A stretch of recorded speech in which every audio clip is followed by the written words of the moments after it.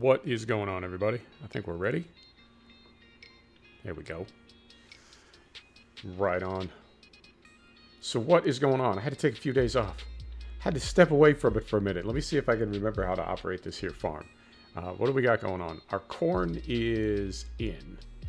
If we take a look up here, our corn is in. I think the grass grows so fast without seasons. I think our grass is in again. Yep, grass is in again. It's not fully up, but we could cut it if we wanted to. We don't need to. We've got plenty of grass. Plenty of hay, plenty of silage. So we're good there. Clover is up. Field 25 is going to need to be hit with the cultiplow, because I think if we go here, no, it just needs cultivating. It just needs cultivating. It does not need plowing. Okay, no worries. So we've got a leased plow on the John Deere. We'll get rid of that. And I think we will, let's focus on getting crops into field 2.7 and 2.8 today. Right? And then we'll try to get, let's go sugar beets in field 2.7. I don't want to do 2.8. It's too big. So we'll do sugar beets in 2.7 and we'll harvest 2.9. So we'll start with the John Deere and get going in field 2.5. Right. Yep. I haven't been on this map in a few days. Let me try to remember where I'm going. There we go. All right. So yeah, I had to take a couple days off, getting ready to move house, and it's, I don't know. I don't want to say traumatic, but you know, moving is never fun. I used to move a lot. I used to move seriously like every 6 months or so. That's why I was so portable. But I've been here for a minute now, and it's going to be a little bit weird to dip out of here. So we'll see how it all goes. There we go. There's the John Deere. And I think I'm going to drop this thing and just return it. We don't need it. We can use... let's do this. Let's take it back to the yard and we'll return it there. And then I think we can use our Cavernaland cultivator. Right? Hold on, hang on. I got to turn this on too. Turn that on like so. There we go.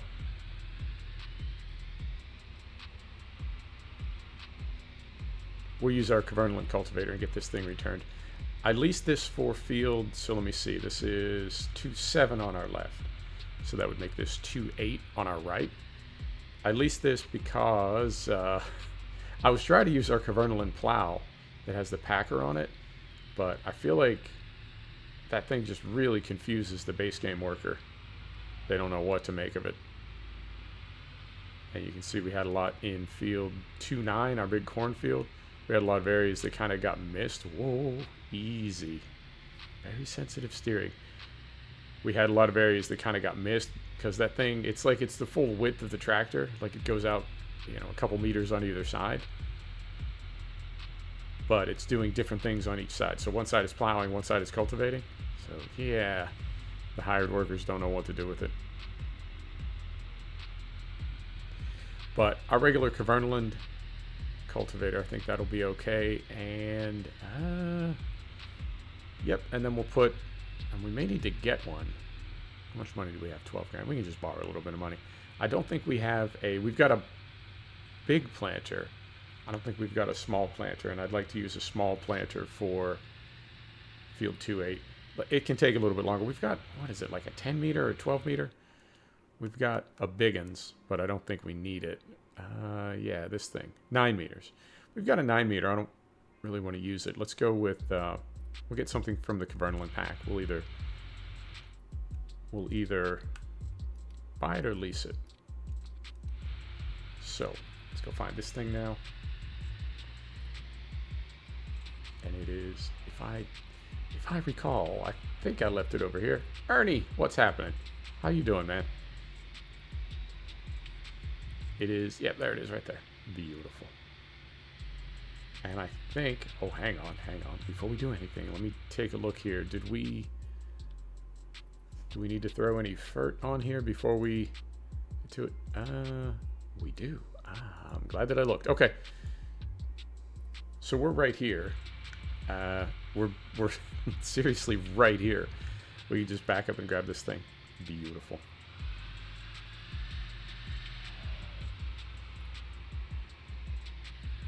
Carefully.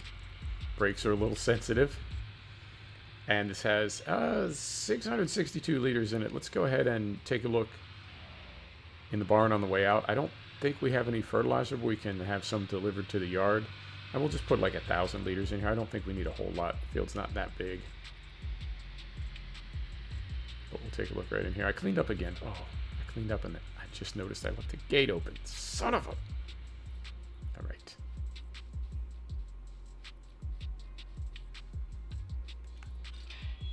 So there's that. And I put some... I moved some wool over here so we keep the spawn open. And we've got another one. Bit of a nightmare over the past few days. What's going on? What's happening? Nightmares are no good. I won't have this stuff sent right here. Right about there. And we need... Let's do one bag. If we need more, we can get more. But I don't think we will.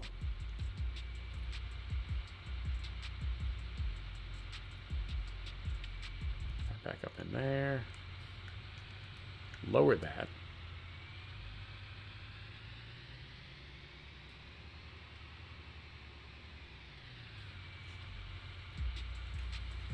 I don't know if the brake effect has been tweaked. I saw a few mods updated.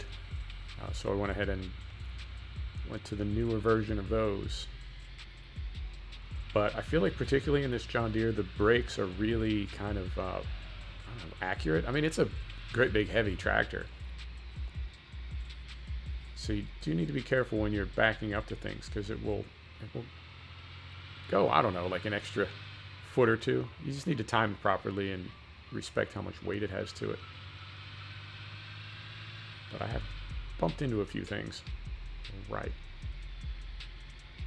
here, and I mean, I don't think it matters whether we take the first right or the second right. Let's take this one.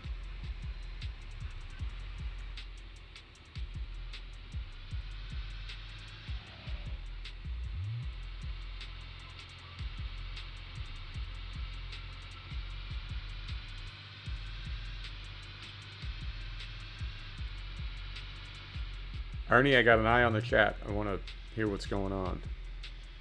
Right through there. And right through here.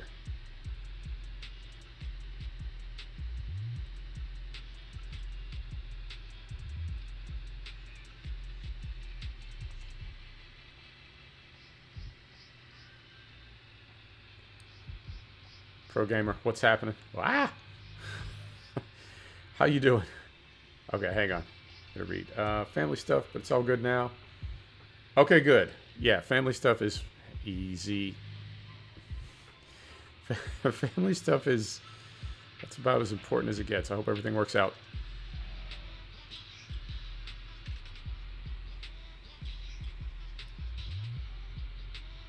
That looks very good.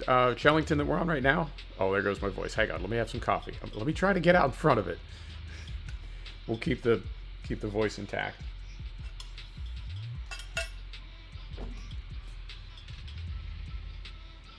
Yeah, I'm really pleased with Chellington. I downloaded, Ernie, I did download your British Assets pack. And I also downloaded Lone Oak, the Oxygen David convert of Lone Oak. And I think I may do, I mean, we'll stream it at least once. I think I may do a series on it, but what I noticed about it was the sight lines. You can see so far, you know, and this game, I think something that I like about UK style maps is you really can't see far. Like right now, if we're looking, right, we have a far distance and then we have a near distance, and then there's sort of nothing in between. You know what I mean? So we're not seeing the drop off. And I don't know if map makers take that into consideration, but I think what I like about UK style maps is the sightlines are really broken up, so you don't see that horrible farm sim draw distance, because it really is. It's bad. I mean, it is what it is. Whoop, hang on. Are we in the wrong field? We certainly are. Moment. I'm very scattered. I don't know if you could tell. So what I noticed about Lone Oak is the draw distance is really, you can see the pop in. And it was a little bit distracting, but I think it's going to be a fun big kit farm. Now, I've tried a couple big kit farms, I don't think on Livestream, but I did a video series on one. I can't even remember the name of it, but it was big, 500, 600 horsepower map. And I noticed it wasn't like a ton of fun. You know what I mean? So we're going to go without seasons if we go on Lone Oak. And so we started with crops. Hang on, I'm concentrating. That's why I sound so silly. Give me a minute here. I'll be able to finish a sentence. So started without seasons. That means crops were in the field. One of the fields, the big fields that I bought, had potatoes in it. And I wanted to get those out, so I grabbed a great big plow and started turning those under. I've been working on the field over an hour, and it's half done. So I think that's just what you get with a big field map like that. Really? Fat finger. I think that's just what you get with a great big field map like that. So I don't know if it would work well for stream, because we'd be spending like, well, course play and hired workers, but we'd be spending a lot of time on individual fields doing, I wouldn't say like monotonous work, but you know what I mean? It's going to take a while to bring in some of those great big square fields. So we may do Lone Oak. It's a pretty map, and it is an opportunity to use much bigger equipment than we ever use. I've got the Case Quad Track and a great big, I want to say a Case Magnum at like 380 horsepower, and that's much bigger than any typical equipment that we use. So we could do Lone Oak. I think it'd be fun, and it's a pretty map. And I think even, get down into this corner here, I've been playing with my settings, because what I realized is with Lone Oak, because it's so sort of uncluttered, Deckers, what's happening? Because Lone Oak is sort of uncluttered and doesn't have what I would think of as like a lot of detail or a lot of trees, I was able to turn the settings way up, and I've brought them down a little bit since we're back on here. But with seasons you get more contracts. Are you asking or telling? I don't know. I think that depends on the map itself, or is that, does seasons have any influence on that? I feel like there's less contracts when you have less square fields. Farm Sim League. I don't play Farm Sim League. I'm trying to put together another server for 19. We tried one for 17, didn't get a lot of use, so we're gonna try one for try one for 19. But no, I'm not in Farm Sim League. I really don't know anything about it. I mean, I have the Farm Sim newsfeed linked into my Discord, so it posts there automatically. So I've seen the posts, but I really don't know a lot about Farm Sim League.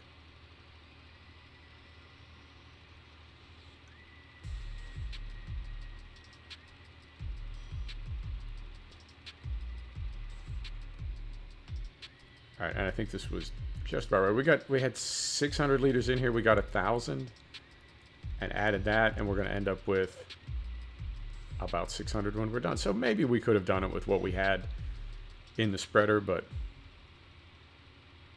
not a problem that we got more. We can always, you know what I mean? Can always use it for something else. Right, so back to the yard. We'll drop this off and grab our cultivator and get that going. So yeah, going to be moving. It's sort of on my mind. I'm a little distracted. And also I was trying to get an I do apologize for that camera. I don't know what's causing it. I don't know how to fix it. I was trying to get an X-Plane stream in. I owed you a makeup, which is funny because nobody shows up when I stream X-Plane. It's not your favorite.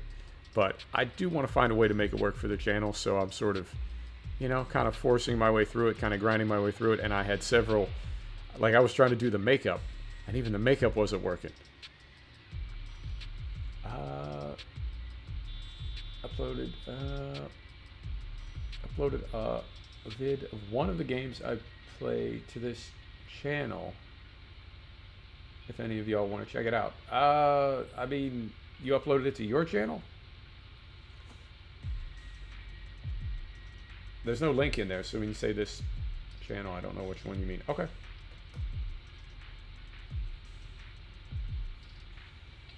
Ah, okay.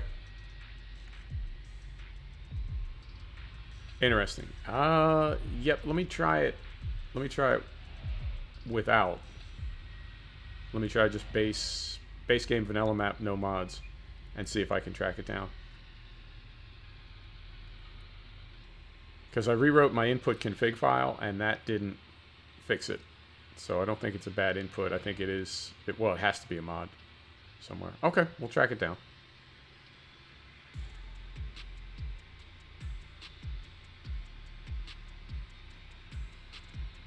So yeah, tried to stream X-Plane several times and it was not going well, and I just had to step away from it for a while. I've been doing a lot of research. There's a little bit of frustration in my world, I have to say, with the channel. We've been essentially flat since I started live streaming. We're at 963 for subs, and we were at 950 when I started streaming several months ago now, 3 months, 4 months. But it's been essentially zero growth. The channel stopped growing when I started streaming, and I don't know why. So I've done a ton of research, but this is it's a time commitment. I mean, I love doing it. It's not like that. I love doing it, but it does take some time, and I'm putting some money into it as well. And to see no growth like that it's a bit of a head scratcher, you know. And it's frustrating because I don't know where the disconnect is. But did some research over the weekend, see if we can get a handle on things. I think we're just going to need to go to Twitch.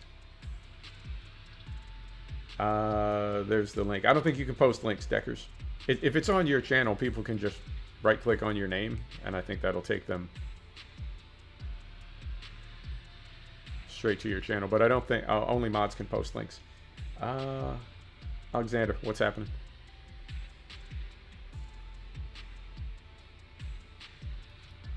Yeah, that last little bit, there's like a little bit of momentum.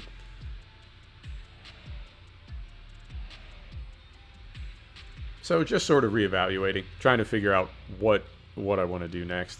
Man, this maybe the golden age of YouTube is over. Alexander, I'm fantastic. Thank you for asking. How's your day going? How's your week?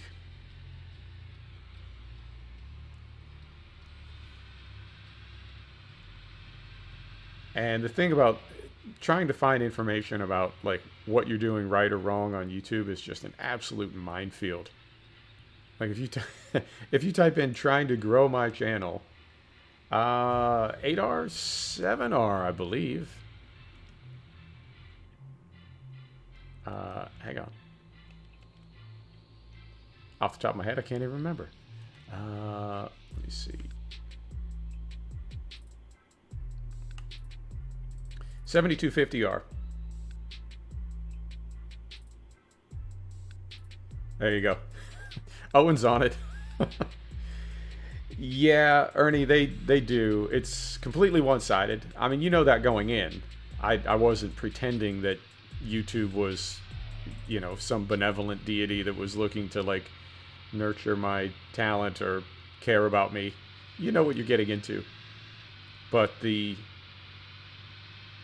algorithm is definitely very it changes very quickly with absolutely no regard to creators. So now my numbers are exactly where they should be, in that a typical stream, about 10% of my subscriber base,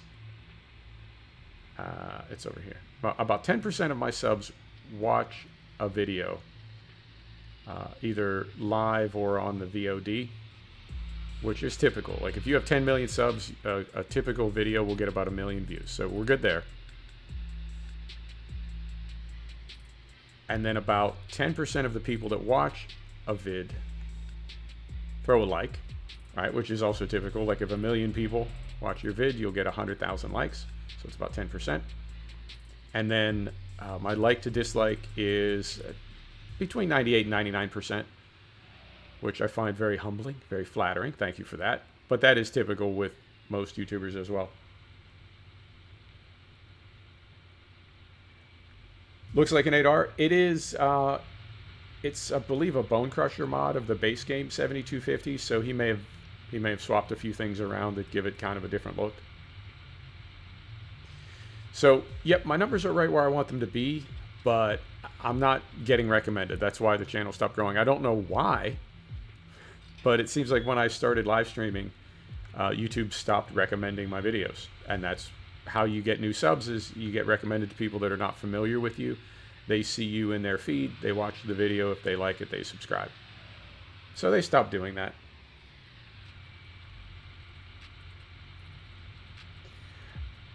Probably not on this map, Alexander. I think we're at about our horsepower limit. I try to stay like 150 to 200, but for this map we went a little bigger. We're at 280 for the 7R and also for our fast track. We're at 280 on both of those. So I think we're going to stay probably under 300. I kind of want to get the MT800E, but I don't know. I mean, it'd be a fun tractor to get, but it's a little bit, you know what I'm saying? Jaden, you can't beat Nightbot. Nightbot is, it's like the Coast Guard, man. It's always around.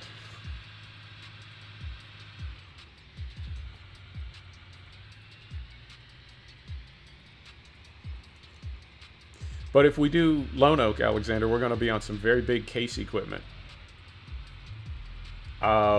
What is my gaming setup? Do you mean like my PC specs, or like what am I using as far as peripherals and hardware? PC specs are in the description, and if you want to know about hardware, we can talk about that.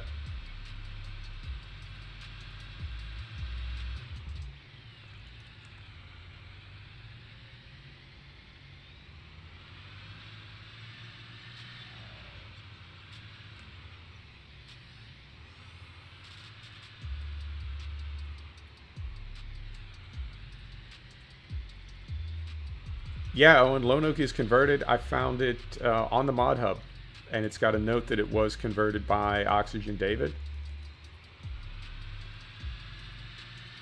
I'm on PC, Deckers.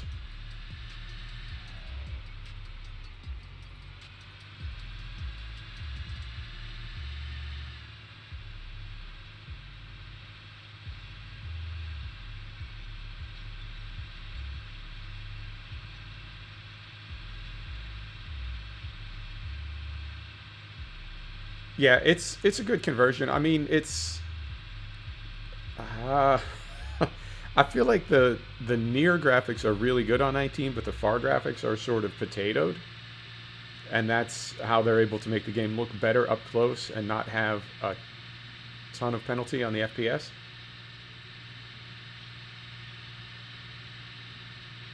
Yeah, I think Lone Oak is probably the most accurate American map that I've ever seen.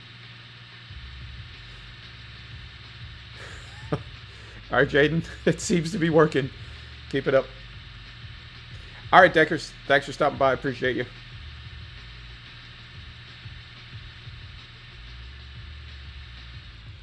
And let me square this off a little bit.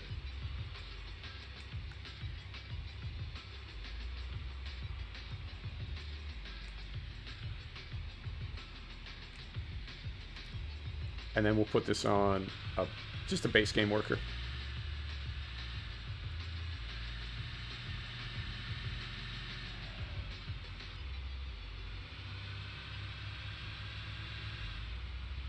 All right, hopefully that's enough room for them to work. And then we'll put this on just straight north-south. I know they can do, it's more than just the cardinal points now. I think there's like 8 or 16 points that they will adjust to, but just to keep it simple, let's put it on straight north-south. All right, so that's 180 right there. There we go.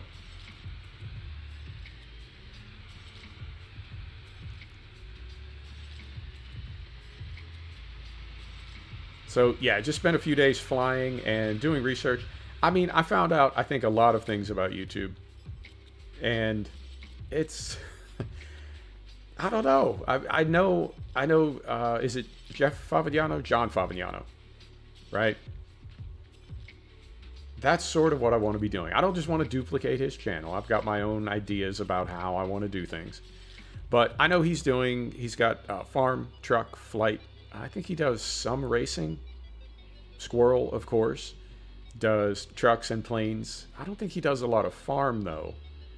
But I know there are people that have kind of a more laid back, I don't know, for lack of a better word, like 18 plus kind of presentation. It's not really for kids. So I know people are doing it, but I did hear Squirrel. There's a Twitch streamer that I watch play Tarkov, a guy named Sacriel. And I heard the voice, right? Squirrel has a very distinctive voice. I heard the Squirrel voice, like, wait, what in the world? And they were playing squad together. Did not see that coming. But they were talking about how if they had to start over right now, their odds of success were essentially like even, the same as anybody else. It's when they started doing it that has made them as big as they are now. Not the time that has passed, right? Like not, am I saying that right? It's not that they've been doing it for a long time. It's the era that they started in is a different era than YouTube is right now. So I feel like the algorithm is so stacked in favor of YouTube and not in favor of creators. Like, they get their money either way, but nobody else does.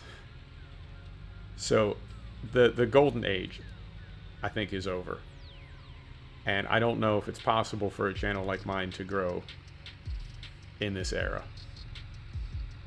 I think you have to have, like, I was reading about so everybody's got the goofy face in the thumbnail now. And I was trying to find out, like, what exactly is the reason for that? And the simple reason is that people do respond to faces that are showing extreme emotion. But there's also now the algorithm scans thumbnails, and if it sees a face in them, it analyzes it to the point where people are now, I can't even believe this, people are like distorting their face with Photoshop to make their expression even more like outrageous. And somehow the algorithm spots that, and the more, like, the stupider a face you can pull. Where's the one we were looking for? That's the one I was thinking about, but you can't plant sugar beet with it. All right, so we'll go with the other one. Yeah, it's definitely different now. It's, I almost want to say it's like, not too competitive. How do we want to say this? I feel like there was a time when, I mean, people have always been involved in social media because they just want the subs, they just want the likes, right? They just want that validation. But I feel like there was a time when platforms were, people were trying to make more legitimate content for no reason other than they just wanted to put it out there for people to see it, rather than, I want to be famous and I want to be rich. And it's like, that's what you have to do for the algorithm to notice you. You've really got to, like, whore yourself out hard. And if you're not willing to do that, the algorithm doesn't spot you. So it's, I don't know, man. I got pride problems. I really do. And the idea of, like, pulling a stupid face in a thumbnail just to get bumped up in the algorithm, it's like, yeah, no, I'd rather not do this at all. I would seriously rather stop doing this than sell myself out like that. So it is, I don't know. I'm on the fence. Now, I did read some stuff about, like, let's try to be realistic here. Let's try to not drive through the hedge. I did read some stuff about how people respond to titles and that sort of thing. And one of the things that I saw that really struck me was, if you're not like a supernatural entertainer, and I'm not, then you've got to be educational. Hang on, we're gonna hop the hedge here and get back in the John Deere. Let me get caught up here.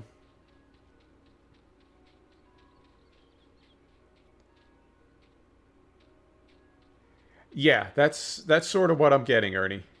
If you want to put on like a fright wig and some 1980s sunglasses and scream a lot, yeah, that's you will get bumped up. And that's, well, it's not me. But how's that going to work with like Farm Sim, right? Or the rage videos or the fail videos? Yeah, how's that going to work? So, yeah. And when I see somebody like Fabignano, who I totally respect their work, and like I said, I don't want to duplicate what they're doing, but I think, yeah, that's it. That's it right there. It's content for an older crowd, not boomers, but not kids. It's content for an older crowd. It's serious sim gaming, but he has fun, right? He cuts up. Everybody's having a good time. It seems like it could work, but I feel like it's just not, I'm not I'm not able to get bumped up. So we're sort of languishing here, and I'm finding that to be very, very frustrating. There was a YouTuber I used to watch. I'm not going to say the name, but when I was subbed to him, he had 20,000 subs. I unsubbed from him when he had 200,000, and I popped in just to see how he was doing. He's got 5 million subs now, and if the math holds, he's making about 500,000 a year. Whatever your sub count is, knock off 10, and that's your income. Thanks, Ernie. That is exactly what I'm trying to do. That is, I appreciate you saying that, because that is 100% the goal. So he's got 5 million subs, and so he used to be, I would say, legitimately, to me anyway, to my taste, one of the funniest YouTubers I've ever seen. And his thing was, he just struggles with games. He's not very good at games. It seems like what he's doing now are 10-minute, like, deliberate fail videos, and I have to say, he sounded really, really tired. And I think if he's making 500,000 a year, I've never made 500,000 a year, but I've been into 6 figures, and the thing that is really sort of unnerving about it is when that happens, you never want it to stop, and it gets really, really stressful really fast. So if you can make 500,000 a year making silly videos on YouTube that you hate making, you got to keep making them, right? Because that's how your kids are going to college. That's how you're going to pay off your house. That's how you're going to retire. And there's no guarantee that that's going to last for 20 years. You might be able to squeeze, 2 or 3 years out of it. A retirement in the United States right now for someone my age is like 3 to 5 million, which means you would need to make that money every year, right, for 10 years. I never spend any of it, and that's not including taxes. I don't know if he is or not, Ernie. I feel like he's really working, because the thing about 500,000 a year, and again, I've never been there, but I know plenty of people that have been there. Yeah, exactly, Owen. He's got to keep that persona going. So the thing that I can tell you about making 500,000 a year is it does not happen effortlessly. I know a lot of people want to front like, oh, I just do this, right? There's the TikTok video of them getting on the private jet, right? Or like making it rain. It's not easy. There's nobody who's just doing their thing part-time and somebody's throwing 500,000 a year at them. You got to work for that money. And when I hear that guy's voice, I think, oh yeah, he's working for it. And the thing is, I would too. I would sell out for 500,000 a year, but I'm not going to sell out just for subs. I'm not going to sell out to grow my chill farm channel, right? That's just dumb. Sim gaming's, I don't know, it doesn't lend itself to that. So I've just been kind of processing that over the weekend and thinking about, the one thing I am really thinking about is, if you're not a natural entertainer, then you've got to be educational. And that's really kind of stuck with me. But the thing is, like, the games that we play, right, like Truck Sim, what am I going to teach you about Truck Sim? What am I going to teach anybody about Truck Sim or Farm Sim? So, I don't know, man. I feel like we'll continue to grow. I'd love it if it was faster. And I don't think there's any way it can be the way the algorithm is right now.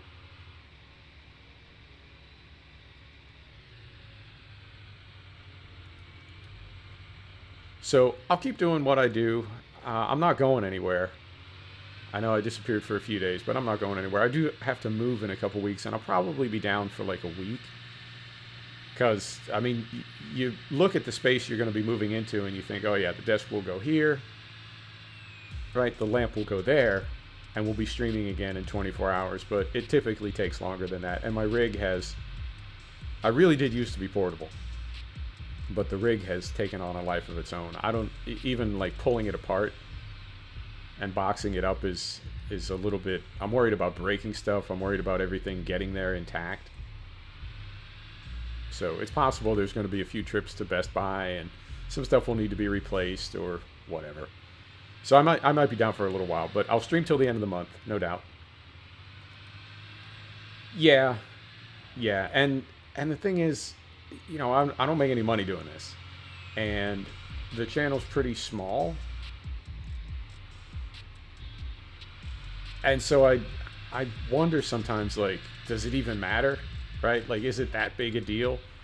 But then I do see, you know, the same people, and we get to, I don't know, chat a little bit, hang out, and I wouldn't want to just walk away from that. So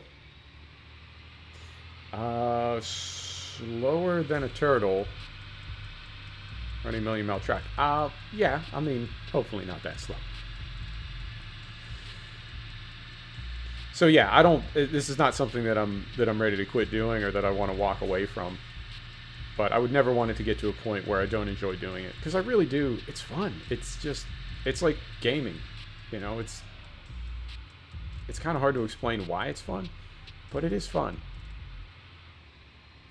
So yeah, I want to keep doing this, and I want to find a way that I can continue enjoying it, because if it ever stops being fun, then there's no reason to do it anymore. I've thought about starting like a parallel channel with just spliced together Russian street fight videos. I'd have 1 million subs in like 2 weeks. But, you know, I don't know how I'd feel about myself. And I don't know how much money those make. You know, I think you actually have to create content now. I don't think you can make any money with clickbait anymore. If it was that easy, there'd be, well, everybody would be doing it. I think I told you this, but I was part of a software startup in Los Angeles, and we worked in, our investors were a great big law firm, and they had invested in us, right? But they wanted a return on their money. They didn't want to waste it, and they had plenty of office space, so they said, just build your offices in our office, and that way we're not paying rent twice, right? We've got plenty of space here. So our offices were in their offices, and I ended up interacting with one of the founding partners of this law firm. I wouldn't say daily, but, you know, quite a bit. And this guy made so much money. Again, I won't tell you the number. I won't tell you the specific number, but it was 8 figures. It's ridiculous amounts of money. Annually. He makes that every year. And he drives a Toyota. I don't know. It's just all going in the bank, I guess. He's a very cool guy. But I got an email. I got like some spam email saying, you know, with just your laptop, make $1,800 a week part-time or something. And so, like, I made a joke to him about that. And he said, no, it doesn't work. And it's like, well, yeah, I mean, I know it doesn't work. And he said, no, I researched it. It doesn't work. Owen, what's happening? How you doing? And he was serious. He had, like, actually done the research on it, because he's an investor and he does not turn his nose up at any opportunity until he researches it. But he said, if you can make $1,800 a week, $1,500 a week with just a laptop, I would rent a floor of an office building and put the cubicles in and put a laptop on every desk. I'll pay you $750. I'll keep the other $750, right? And you see how the math works on that. When that floor of the office building is full, I'll do it again. So what he was saying, I guess, is that if this was a real thing, I would already be doing it. So anytime I think about something like, you know, you can just splice together bully beatdown videos and post them as clickbait and make money. Nah, I don't think you can anymore. You could. You definitely could. But I think those days are past. Because if you could, we'd all be doing it. You know, if I could splice together a video in the morning, post it in the afternoon, and see views in the evening, not only would I do that, but I would tell you all to do that same thing, and we could all pick up an extra few $100 a week. Who doesn't want that? But those days are gone. It just doesn't work that way anymore. So, yeah. Anyway, enough about YouTube. What else is going on? Catalan Crops got an update. No new map, but I think the map is coming. I feel like Catalan Crops, like they're in their own time zone or something. That whatever date they give for something to happen, just add 6 months to it, and that's when it will happen. It will happen. It'll just happen a little bit late, but they added a bunch of stuff to Catalan Crops, and there's supposed to be a new map, and I really hope it's good, because that map that they use, that Albertal map, is like their proof of concept map from when that was a tech demo. And so if they build another map, I hope they include in it like all the stuff that they've learned and figured out, and that it just looks a lot better. I don't know if that map has stripped down scenery to keep it running fast, or if they just sort of I don't know, not rushed it, but you know what I mean. It was just something so that the tractors would have a place to drive around. But I'm hoping the next one is like pretty, like it's got scenery and it's got better, I don't know, just a better look to it. So that is what's going on. What else? Did I tell you I tried to reinstall Microsoft Flight Simulator? I did. I had 4 CTDs and 0 flights. I could not even get the game to start, which is disappointing because I've got 150 hours in it. And right? So I'm saying it did run on my machine. I was able to get it running. Hang on, let me read the chat.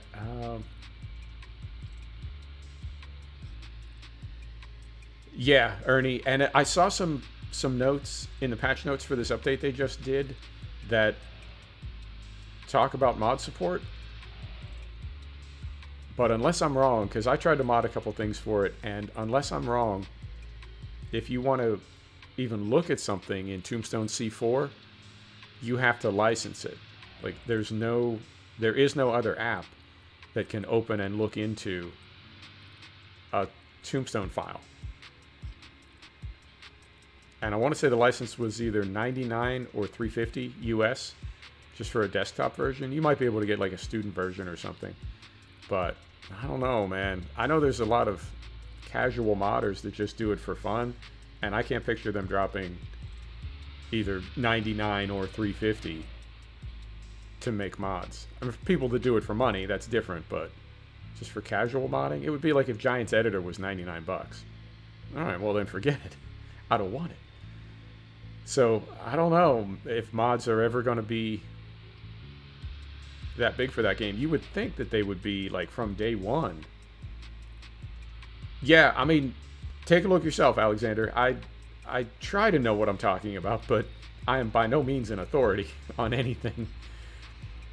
But yeah, take a look and see if you can get any information for that yourself, because what I came up with was that's what you need to do to look at a Tombstone file, and that's why there are like virtually no mods for that game after it's been out for really a couple of years now. I mean, it only went full retail like I want to say a little over a year ago, maybe 18 months. But it's been available, and you've been able to make mods for it for quite a while, and there really aren't any at all. And the ones that there are, at least the good ones, are just sort of edits of the in-game stuff.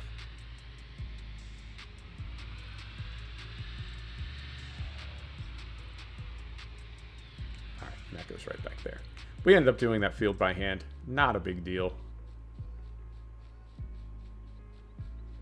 We'll get the JCB going now. You want to risk course play? Because once we raise the landing gear, it is kind of a rigid mounted, right? It's not trailed. So I think course play will be able to figure that out.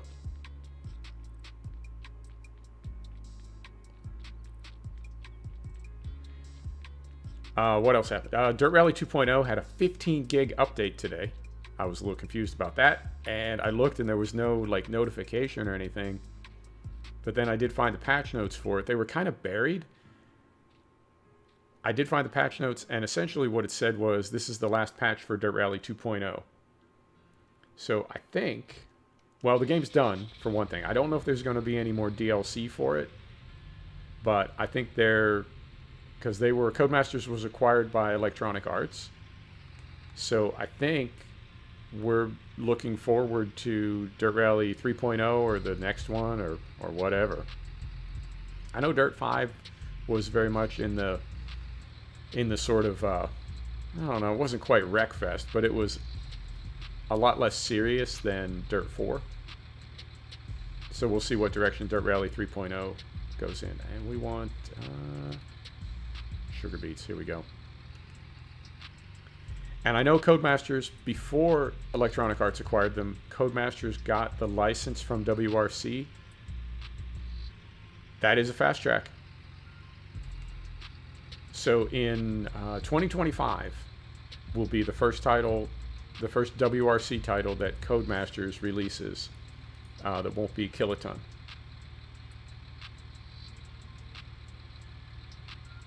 I mean, my favorite is probably Ford, but it's not really a base game brand. Base game brands, I mean, between John Deere and Case, I would say John Deere, but I sort of like all tractors equally. What do we want to do? We want fertilizing and seeding, field 2-7.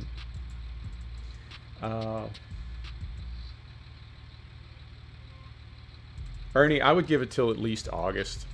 It was released in August. It is still kind of a hot mess in a lot of ways.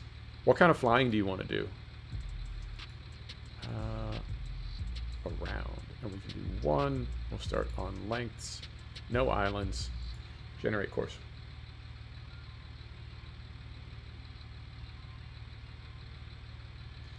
Owen, I think that is, unfortunately, that is the new model. And as always, like when you look at the mini map up here, it looks like there's an offset. I don't want an offset.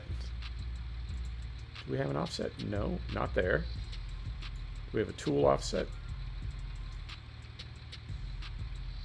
Is it here?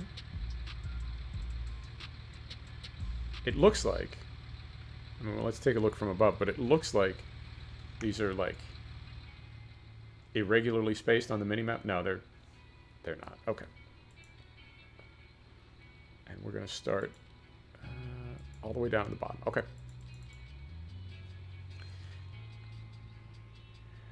All right, Alexander. Thanks for stopping by. I appreciate you.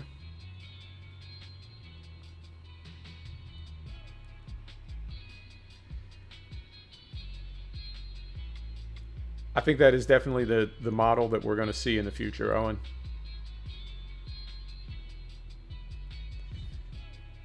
That games, I don't want to say they all ship broken, but it's like they all ship beta. And then we just kind of, I don't know, figure it out. I saw people arguing on a Flight Sim forum, and somebody said, hey man, this is a 10-year game. And it's like, what does that mean? That it'll be done in 10 years? That's ridiculous. So turn this off. First waypoint, we will stop when we're done. I think we're ready. Drive course at first waypoint. That's what I said. Drive course. Okay, so we'll turn this off.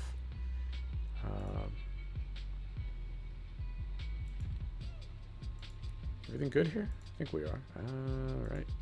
Right.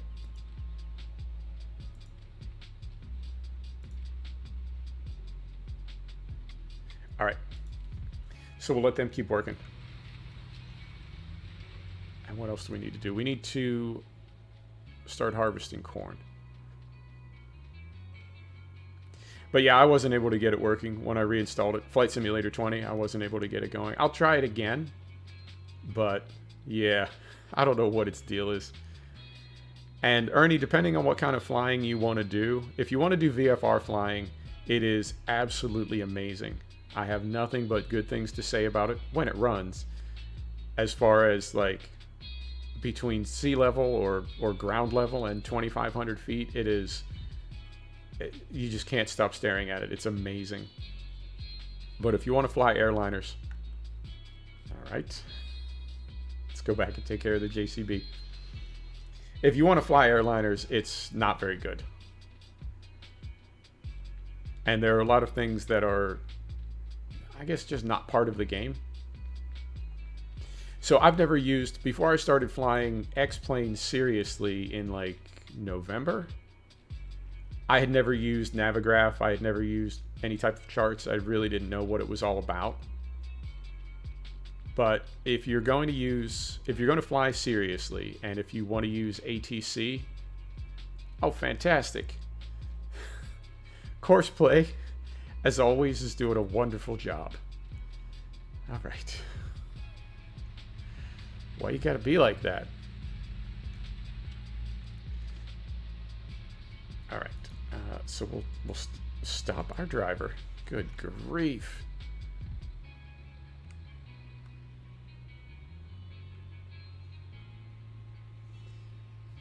Let's see where our lines are here. No, there was really no reason for it to do that. Okay, so we'll do the next best thing. Let's get rid of this. This game is just such a pain in my ass. All right, that's running. Drop that. We'll do a headland and put this on a base game worker. Courseplay really does hate me. I don't. I mean, it is what it is. So if you want to fly seriously, and if you want to fly with live ATC, you have to use Navigraph. The subscription is like, I think $19 a month or like $150 a year or something. I don't know. But it is worth it because VATSIM uses, or Iveo use Navigraph. Then you put Navigraph in your weather. You put it in your aircraft that you're using, and everything lines up, and you just have to have it for the waypoints, for everything. But I never did that before. I was never using live ATC before, and I really wasn't. I was flying mostly general aviation.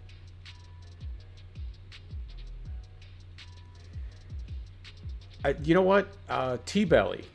There's a YouTuber called T-Belly, and his Courseplay videos, it's like where I learned how to use Courseplay.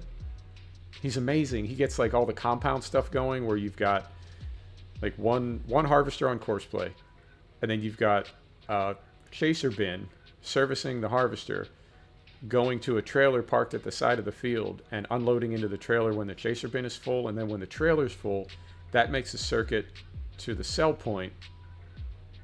He's amazing. But I feel like Courseplay has lost some functionality from 15 to 17 to 19. Because I don't know, Courseplay is, I do struggle with it. But yeah, if you want to learn Courseplay, I would recommend T-Belly. The videos might be a little bit out of date now, because like I said, the functionality I think is different. They've added things and taken things away. But that guy is, he's a sorcerer with Courseplay. It's amazing what he can do. Probably get into airliners. I used to be 100% general aviation. I only got into airliners. Actually, Owen, that's on you, buddy. Because I know I was flying like bigger and bigger GA aircraft in flight sim, and Owen said fly the 747, and I didn't fly the 747. I flew the A320, and that's why I'm flying airliners now. I flew the A320 in Flight Simulator and got hooked, and now I'm flying the MD-80 in X-Plane. But none of that stuff is included. You can't link Navigraph to Flight Sim right now, and all of their navigation information is like out of date. I mean, it works for itself, but you can't really use Flight Sim with anything else. So, you know what I mean? If for a flight sim, it seems to be kind of a glaring omission that they didn't include that stuff. And so what people have concluded, and I agree with this, is it was only ever intended to be like a fun beautiful console game. It's not really a proper flight simulator, but that's such a weird thing to do because the franchise is like legendary. You know, flight sim it's been around for 35 years. Why would you have a flight simulator that isn't really a flight simulator? So if you just want to fly GA, it's awesome. If you can get it working, it's amazing. All right, Owen. I should be on probably another 2 hours. So this is 180 right here. Let's see how this does, and then we'll, as always, we'll just fill in the broken stuff. Whatever doesn't work, we'll plug it in manually. We'll ice the cake. All right, there you go.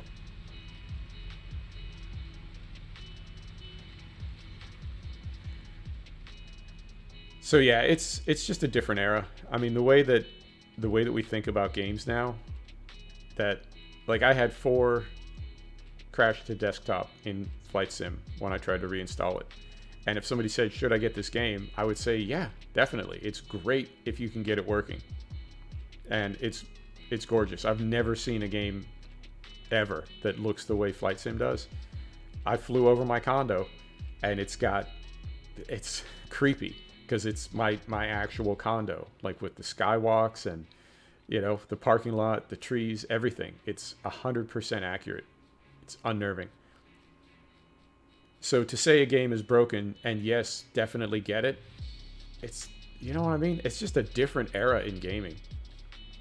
Or to say, you know, it's been full retail release for 8 months, and it should be done in another year or 2.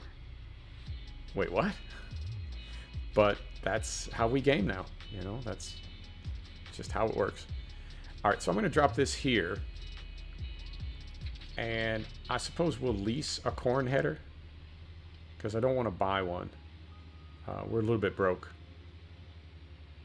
So let's head right over here. Hop out here, reset our store delivery point, and see what we want to get sent up here. So we want corn headers. And I think this is the one we want right here because we can fold it. I don't want to mess with... I don't want to mess with trailers. Do we want to? What is this? Let me see. That's 9 meter. This is 6 meter. And that's 6 meter. Let's go with the folding one.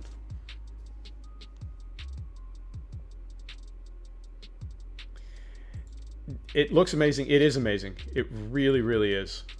So we'll lease this. And I don't know if it's ever going to go on sale. And the other thing that's very strange about it is it's this weird hybrid.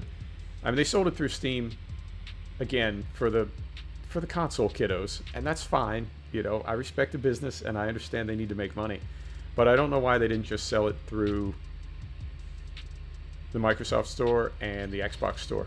I don't know what they were thinking, because when you buy it through Steam, it still comes from the Microsoft servers. So it's like this big cumbersome mess. There's no way to upgrade, right? Like I got the basic one. I got the $60 one. I would like to get the 787 Dreamliner that's in one of the upgrades. And apparently there's no way to upgrade.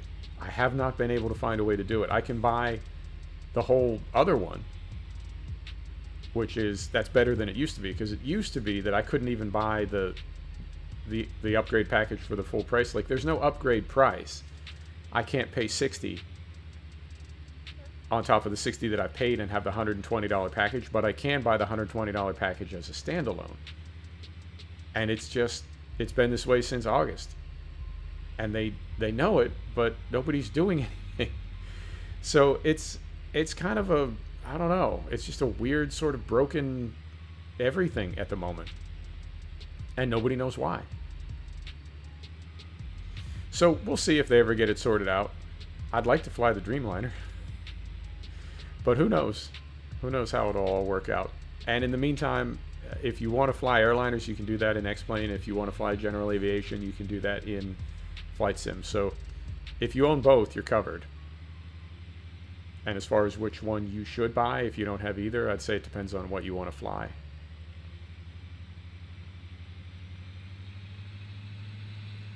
Careful, don't hit the stone wall. So I think, as always, we'll do one manual headland. And Field 27 it's taking it out of us. All right. So we'll leave this here. And the other thing, Ernie, is I don't know if it's ever going to go on sale. I want to say maybe it was on sale around Christmas time, but I don't think it has been. And I feel like it's tempting sometimes to say, well, they must know what they're doing. But my go-to example for all time will be Blockbuster. Because Blockbuster used to be, I mean, obviously, they were the king. I was looking at a game the other week, at reviews. Yeah, I don't get it, man.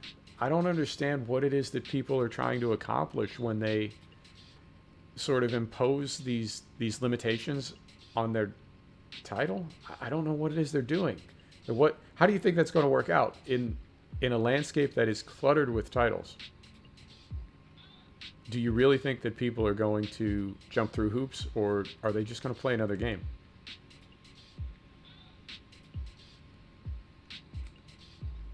All right, and I think we can put this on here now. There we go.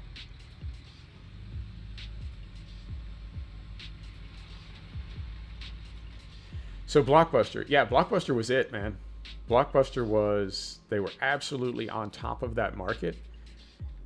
And the story is, it's a business story. I don't know how 100% accurate this is, but the story is that the crew from Netflix went to Blockbuster and proposed a partnership. And Blockbuster was like, nah, get out of here. They literally laughed them out of the office. Blockbuster is out of business and Netflix is the boss, right? And I don't see any reason why Blockbuster could not have gone to be a streaming service. They may not have gone on to like produce movies and do the things that Netflix is doing, but Blockbuster was how you got your movies. And I feel like if they had transitioned over and said, you don't need to go down to the Blockbuster store anymore. We'll send you a disc, and then a few years after that, it would be, we're not even going to send you a disc, we're just going to stream it to you.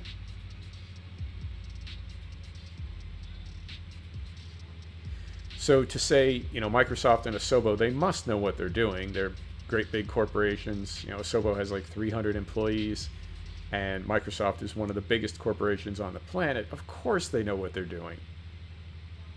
But, there's a lot of stories in business of multi-billion-dollar corporations that bankrupted themselves and just disappeared, making massive tactical errors.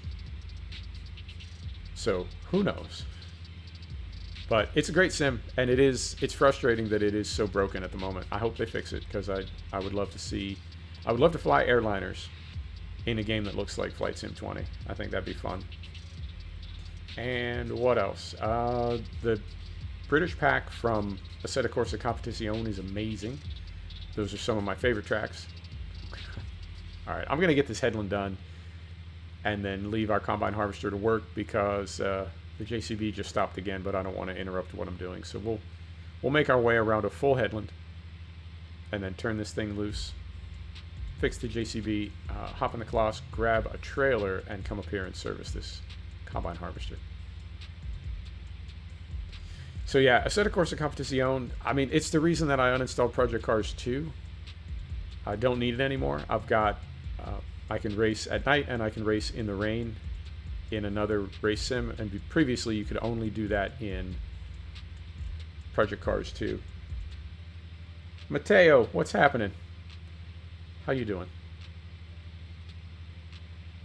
So yeah, I feel like I'm kind of evolving past some titles.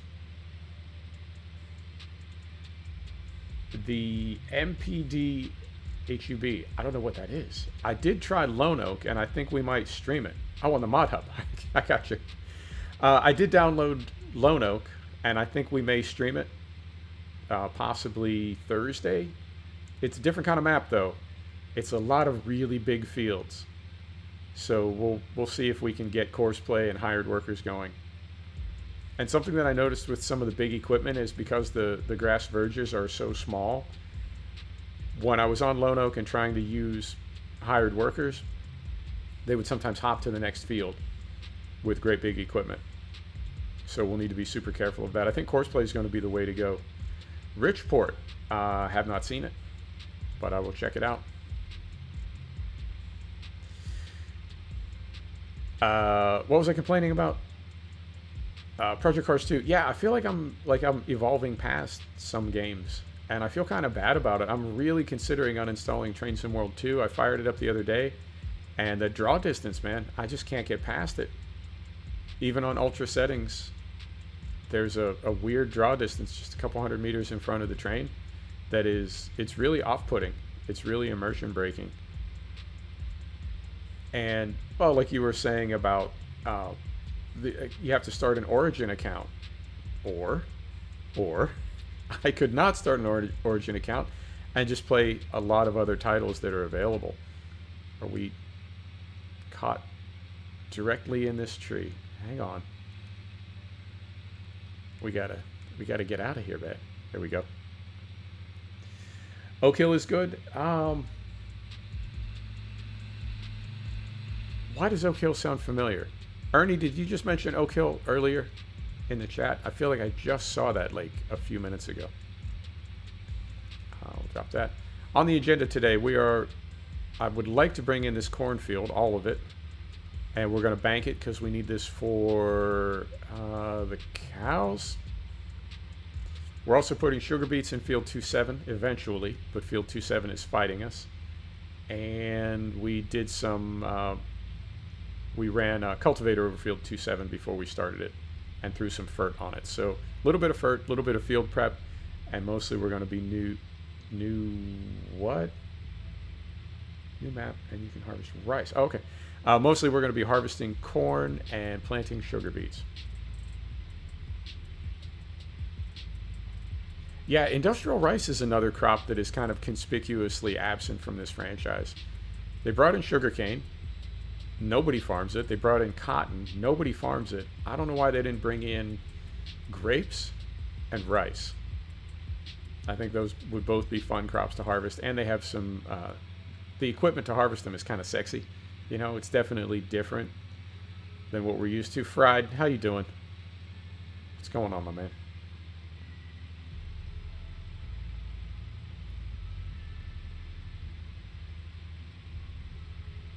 Oh, right on. Okay, Oak Hill as a console alternative to Chellington. Yep.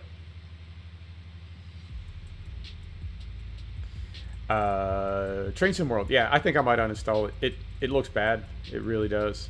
And there's so many other titles to play. You know, why would you do it to yourself? Ischia Farm has grapes. All right, I'll check it out. Does it have that New Holland grape harvester? I think I've been seeing that thing since like 15. And on the Mod Hub, the rice map. You got it. I will take a look. Yeah, I'd like to get another map to go along with Chellington. Mix it up a little bit. I don't think anybody likes harvesting sugarcane or doing anything with it, really. I feel like nobody that I know has ever been into. Change some mic settings. I mean, you could be tripping. I don't know. What's different about it? Because I have been fighting with audio. I'm always fighting with audio. Let's go 10 to the JCB.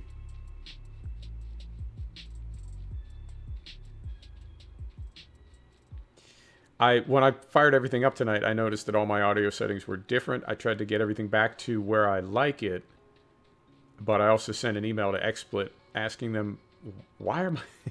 And they're random too. They don't reset to like default. They sort of randomly readjust, and I have no idea like what the what the basis for those adjustments is. All right. All right, all right. JCB is up on the fence again. Oilseed radish. No, I don't think I ever have. I mean, I'm sure at some point I've planted it as a cover crop.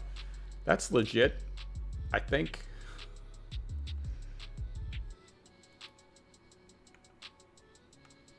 Oh my goodness.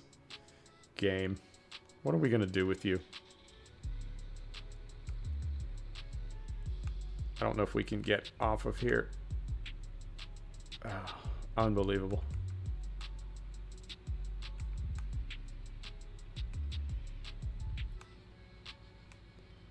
It's close. It's close. We're just about to make our move here. 35 centimeters. Hang on. Let me put on my metric hat.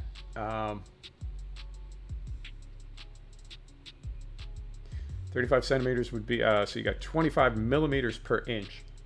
So 250 would be 10 inches. So a foot and a half. Okay, that's what we're aiming for. Good is what we're after. Hang on. And I did have my mic a little bit further away from my face. How can we do this? Can we try lock in the diff? See if this matters. Come on now. Oh my goodness. This game. Oh, this game. All right. Well, wait a minute. What were they doing over there? So, right. So we told the JCB to make straight up and down lengths right here. And for some reason, it was caught in a fence over there. I give up. Yeah, the worker put it on the fence. All right, here we go. So if we go here, and then we go, what would it be? Here? Here.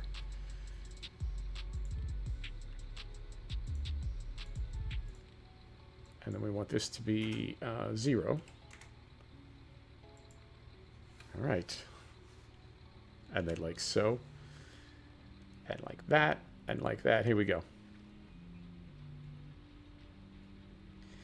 I have Train Simulator 21. Yeah, that's the other train sim in the Dovetail stable. And what's amazing is it doesn't look good. I think that game dropped in like 2009 or 2003 or something. So it really doesn't look good. But the trains are more accurate. You have more control. There's more stuff to do, and there's a ton more DLC. So it doesn't look as good, but I think it's the better title, the better franchise.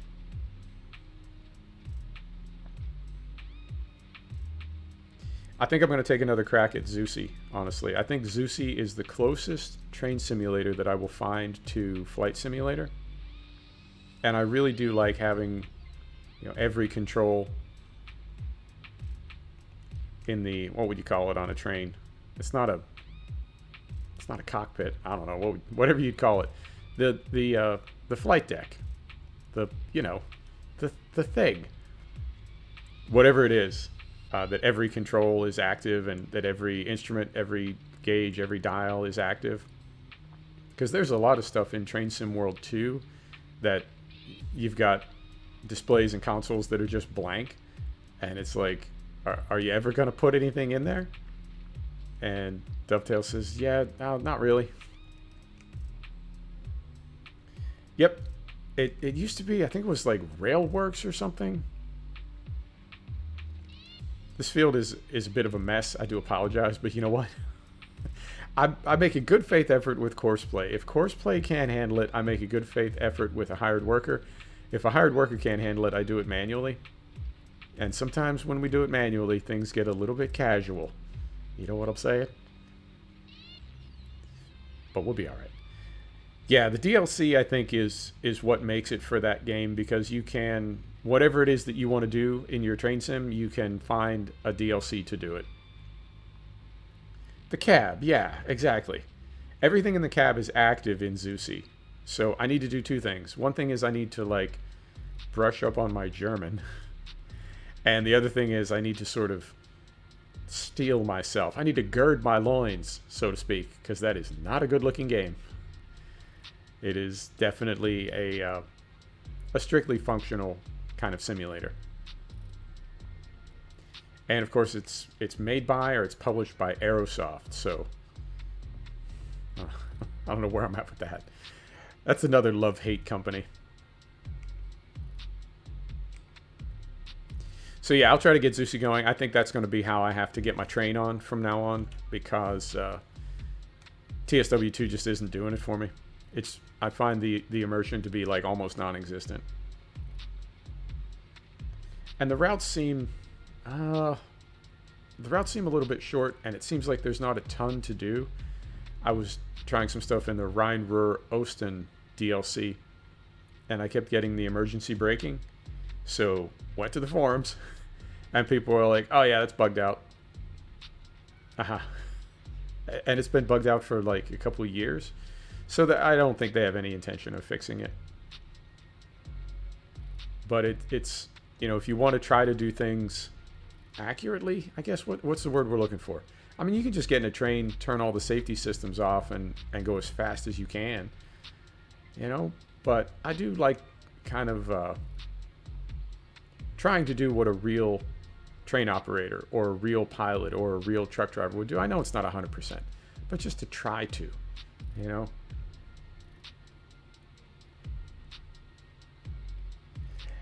Yeah, that's Zeusy. I tried it once, and I refunded it before my 2 hours were up. I couldn't get into it because it's in a foreign language. The UI is like, it's non-existent. That's the best way to say it. There is, for all intents and purposes, there is like it's like a DOS window. There is no UI. So very different than what I'm used to in a typical sim game. It's not really very user-friendly at all, particularly not for English as my native language. But it's supposed to be the most accurate train simulator. Like, it lists all the safety systems that are included, and I'm not joking, there's probably 12 or 15 different safety systems that are represented in the sim. Versus TSW2, which has 2, I think, and they're really not represented well. So I think it could be the X-Plane or flight sim level of realism that I'm looking for. I think I'm going to have to go with Zeusy to find that. And in fairness, I mean, it took me, I'd say probably 50 hours to figure out how to fly an airliner in X-Plane, and then another 50 hours specifically to learn how to fly the MD-80, because it is such a quirky kind of oddball airplane. So if I gave Zeusy 90 minutes, you know, that's probably not fair. That it will take longer than that to learn how to get, I don't know, figure everything out.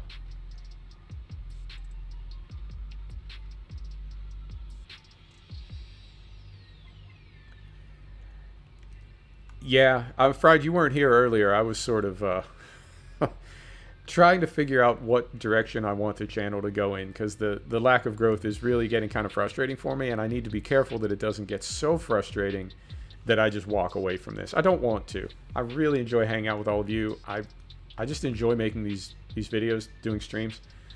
So I was talking earlier about, you know, I got to figure out a way to grow the channel. I've got to figure out a way to keep this fun. And I was thinking about like maybe a 50-hour challenge or something. So Zeusy as an example.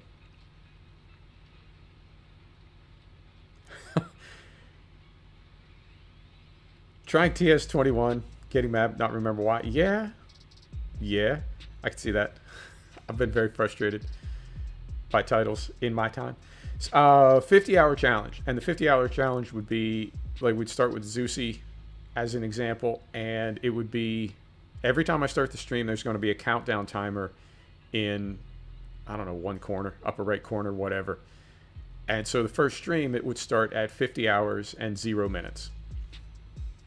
And if we go 3 hours, when we start the next stream, it's going to be 47 hours. And then it would just gradually continue counting down. And the deal is, what can I learn about this title? How competent can I become in 50 hours? And for something like Truck Sim, you know, not much of a learning curve. I think you can be competent in that game, capable in probably 5 or 6 hours, maybe less. Flight Sim, obviously a lot more. Racing sims, hundreds and hundreds of hours it takes to get really, really good. So I thought that might be a fun way to, I don't know, sort of add something to the channel where we could do a 50-hour or a 100-hour challenge or something. So we'll unfold this. We turn sat-nav off, and we'll get this thing parked up. And yeah, this will work out. We'll get this parked up, and then while we're at the yard, we can grab a front weight and a trailer and head down to field 29. So the short answer is yes, it's quite possible that we will stream some Zeusy.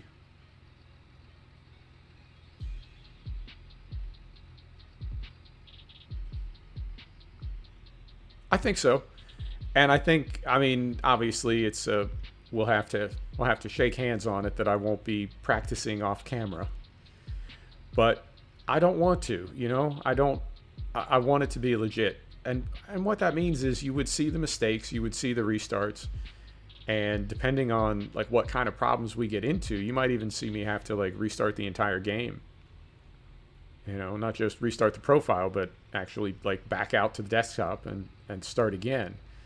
But I feel like that's all part of gaming, or it's part of the way I game.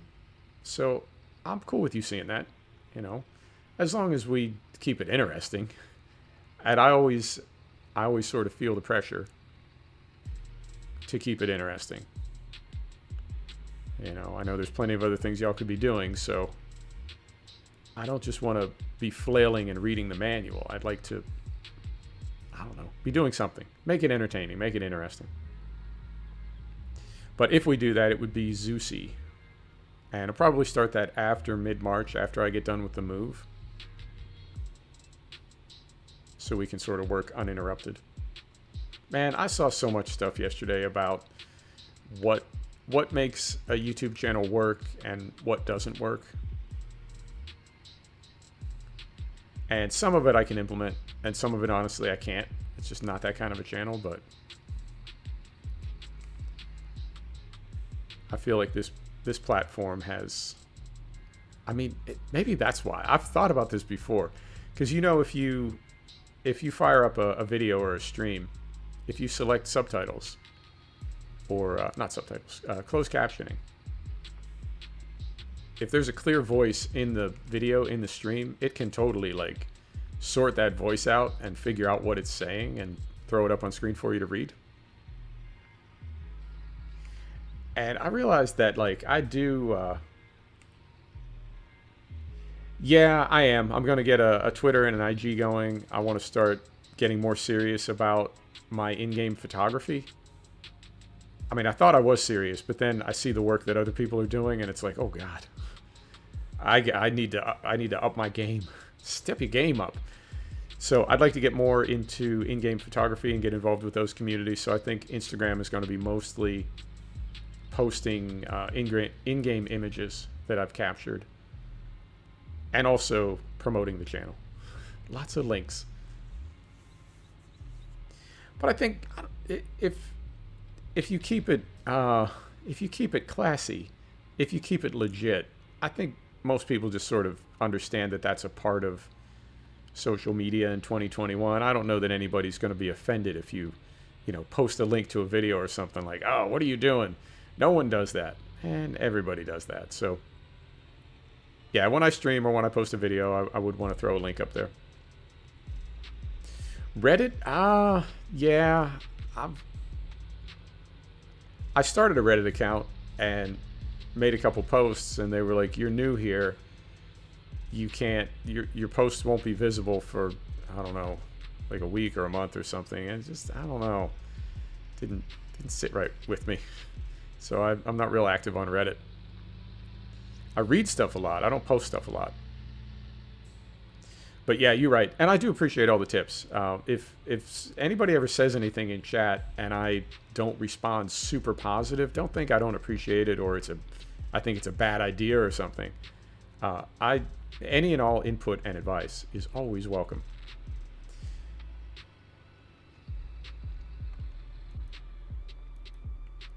Yeah, it is a smart move, Fried. I think I keep saying 2020, but in 2021, I think it's just the way you have to do it. You know, there's no other way to grow. And we may be able to fit back there. Let's sneak around the corner here. Yep, if we sort of kick it sideways. Around the hedge. Oh, look at that. Beautiful.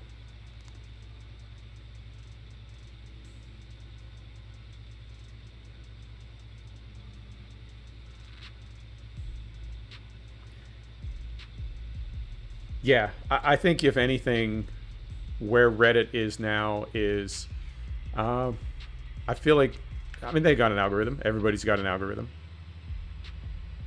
But I feel like theirs is the least onerous, maybe? I don't know if I'm describing that right. Because they're not sort of a ruthless for-profit enterprise, I feel like they get a little bit more latitude to be like an actual service versus a platform like YouTube, which is, I think of it as, it's like an ATM for investors. You know, if YouTube found out they could make billions of dollars posting videos of nothing but people clubbing baby seals, it would be baby seals tube within 48 hours. You know, it's, and that's, I'm not saying that's right or wrong, it's just a fact. I know Google's unofficial motto used to be "Don't be evil," and it's absolute nonsense because it's a publicly traded company worth billions and billions of dollars. If the investors found out that the CEO of Google, Alphabet, whatever, if they had the choice between making them money or not being evil, and that CEO chose not being evil, that CEO would be fired immediately. And I believe you can also be sued, and I think that there are some cases where you can be criminally prosecuted for not maximizing the return for investors. Essentially, if you have the opportunity to do something to make a lot of money for your investors and you don't do it, that's a crime. It's not civil, not that you'll get sued for it, like you could go to prison for it. So that's an advantage that I feel Reddit has at the moment, is it seems like it actually exists to be a platform that benefits people and makes a little money versus, you know what I mean, something like YouTube. Yeah, I mean, I think you missed that as well, Fried. But I mentioned, and I know it's Favignano, but I always forget whether it's Jeff or John Favignano. I think it's Jeff Favignano. That's sort of what I've patterned my channel after. But I don't know that channels like that can really do as well these days. I think it needs to be a lot more loud.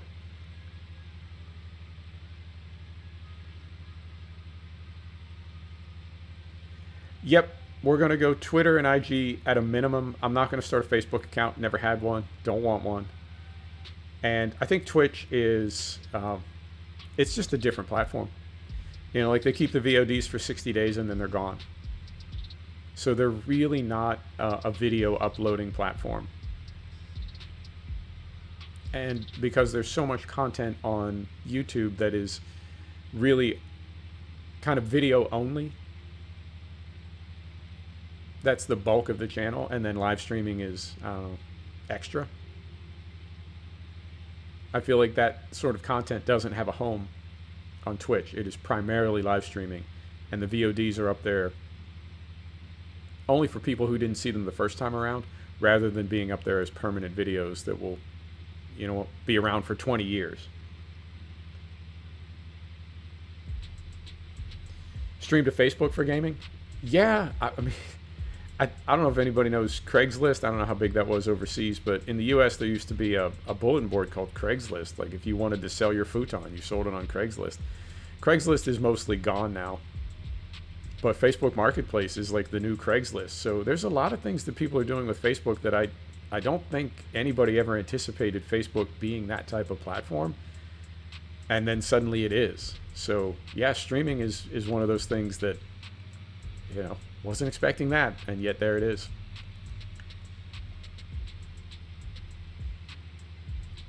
I don't think I need Facebook either. I think it's going to be weird to just hop on to Twitter in 2021. I had an account years ago, but I don't know, lost interest in it. Same with Instagram. But I think it's going to be really weird to hop on to Twitter and IG in 2021 and just kind of jump in cold. So I'll straight away need to hopefully find some communities that I can get my hashtags going. Yeah, people are selling everything on Facebook. And I mean, I guess it works for that. It's just one of those things that, you know, when you think about Facebook from like 5 years ago or 10 years ago, who saw that coming?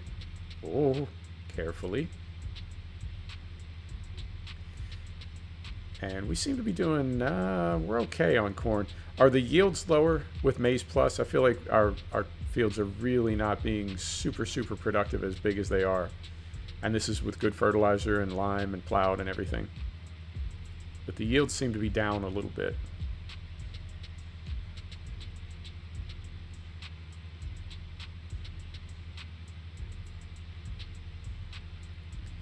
And I'm going to make my way the rest of the way around until we're full, and then I'll bring the cart over. I don't want to back up next to that hedge again. One time was fine, but I don't want to make a habit of it.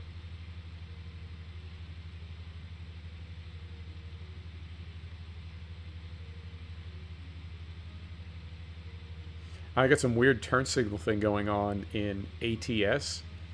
It's like every time the turn signal blinks on, the game slows down. And then every time it blinks off again, the game kind of surges forward. If that makes sense. It's like turning the turn signal on slows down time. And then when it blinks off again, time speeds up. It's very disorienting. So I went looking to see if anybody else was having that problem.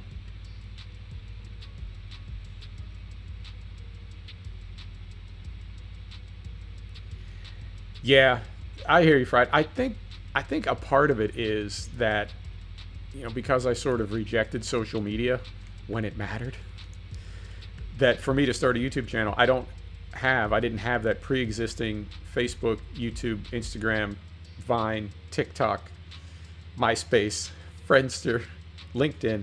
I didn't have all those platforms in my world well established with like dozens or hundreds of connections. And so for me to just hop on YouTube cold, you know what I mean? I don't know anybody. I know people in real life, and then I just hopped on to YouTube. So I think for most people, at some point, like in, I don't know, high school, you know, you really begin to establish a social media footprint. And so if you decide to do anything bigger with it, you already exist as far as social media is concerned. I didn't do that.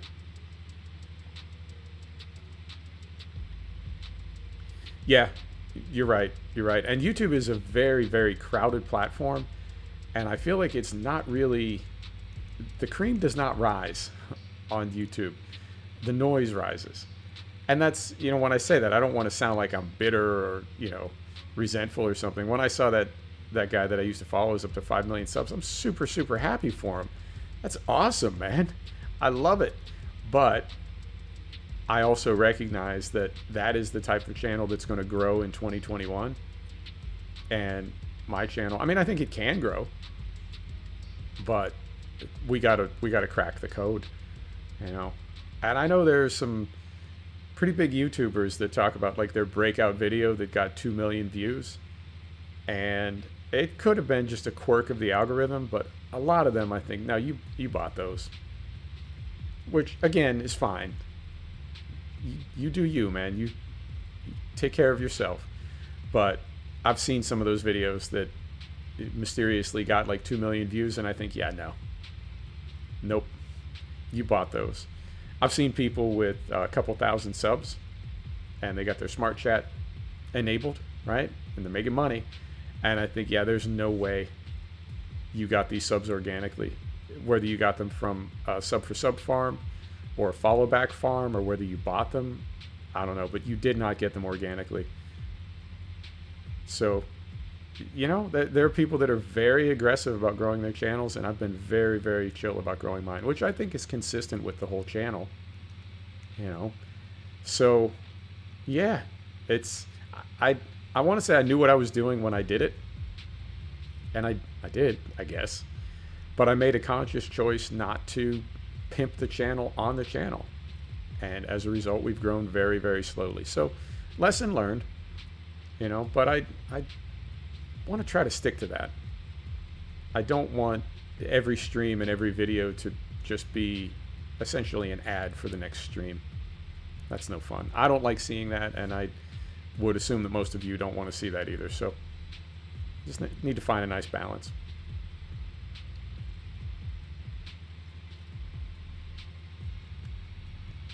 And I didn't plan on doing all these fields manually, but it sort of worked out that way. We did our cultivator, half of our planter, and we're working our way through this one. So it goes. You know what? It's all just farming.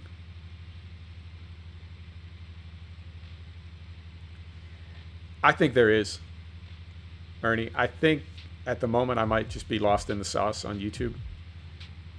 You know, if you've got... I don't know, man. Food trucks are really big in the US right now.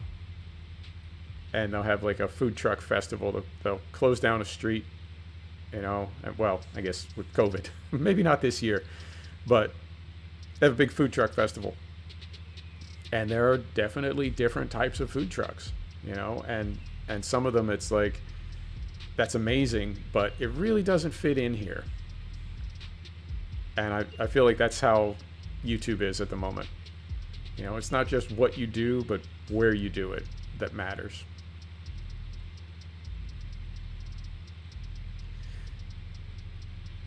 But mostly I mean, I know it's just a hobby, but I just want to believe in what I'm doing. I never want to feel like I'm doing it just for the sub count or just for the likes. And I think we're at 98%, so I think I can trim that off right there. Beautiful.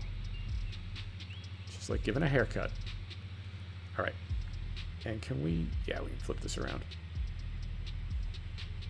Oh, you know what? We don't want to. Hang on. Let me flip it around again. We wanted to bring the cart over this time. There we go.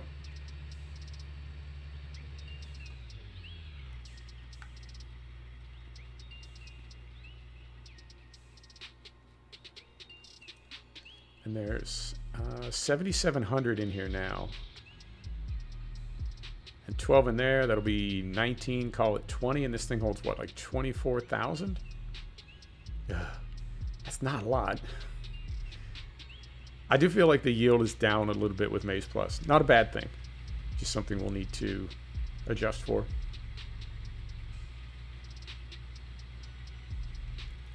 right, so we'll turn that off.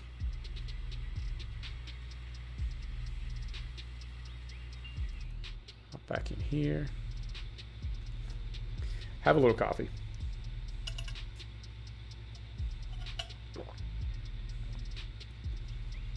And the other thing I have to find a way to do is bring racing to the channel.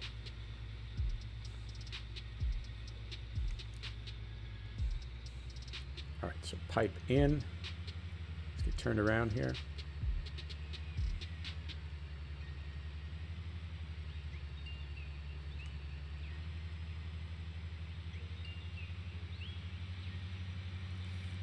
Ernie, that's why I took a couple days off. I'll be real with you. That's why I disappeared for a couple days. It was just brutal to have all those X-Plane streams. Like, something happened in all of them. And I ended up just kind of ending the stream after like 7 or 8 minutes and then deleting it. And it was really just like, I need to step away from this for a minute before it really starts to like piss me off.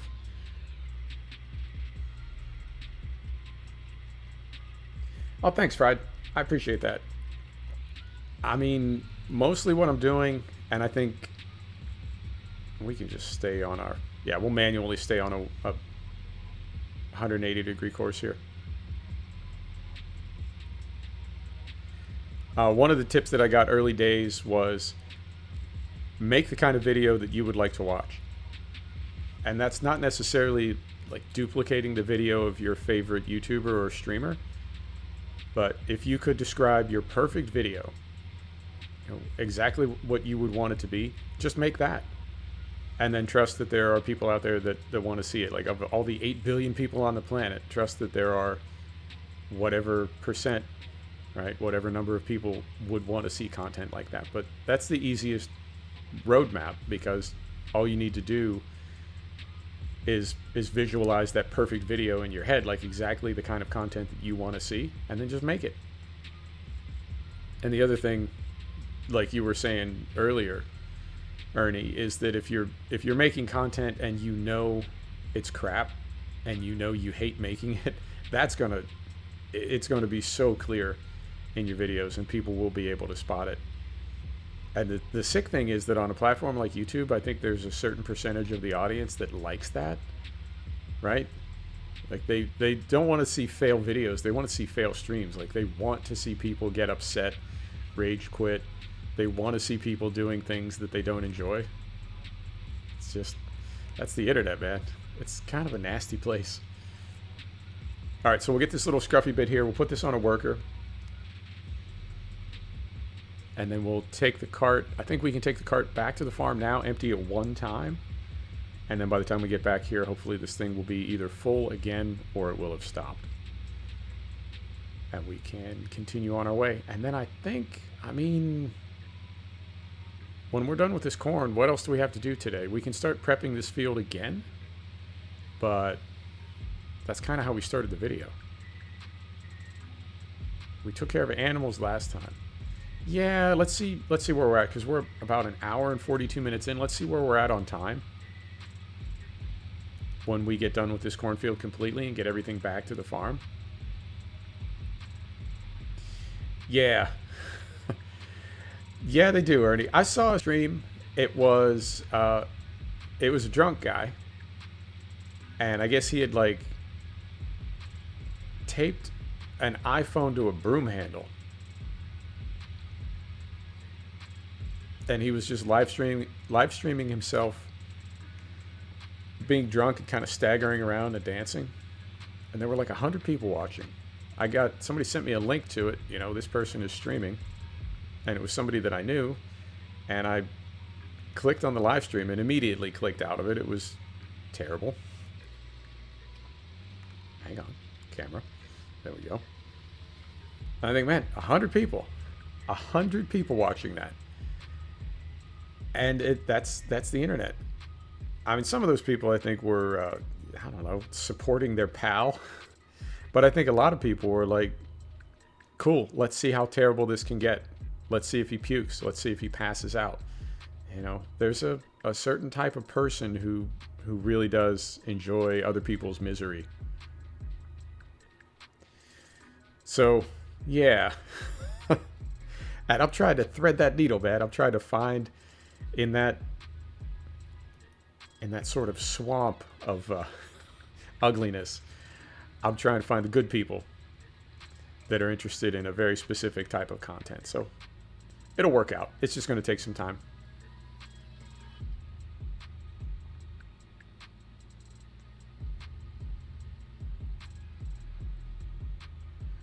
All right, and we are making our way here.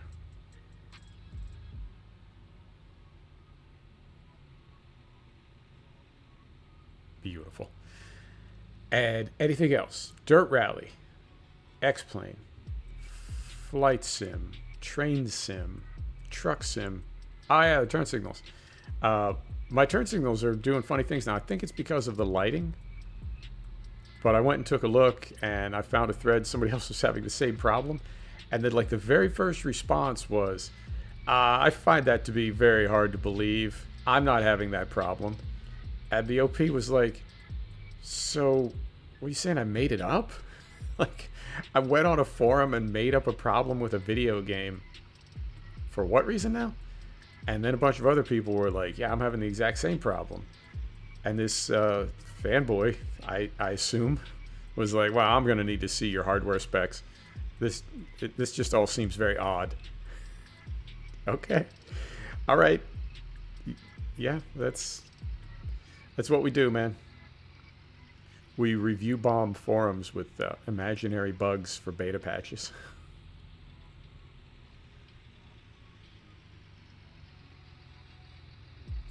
I haven't found a fix for it, though, and it's only on ETS. It's not on... Oh, easy. It's only on ATS. It's not on ETS. But I did notice I specifically drove through Durango on the Colorado DLC because that was my biggest FPS problem area. And I did stay at 60 FPS all the way through. So I feel like they are sorting out the FPS problems on the ATS DLC. But I did notice that lighting problem. And I assume they'll patch that. Both the titles probably another 3 or 4 times before they go full retail. Getting weird glare on the windows. Are you talking about it's like kind of a downward cascade, like kind of a downward waterfall of white, I don't know, lights?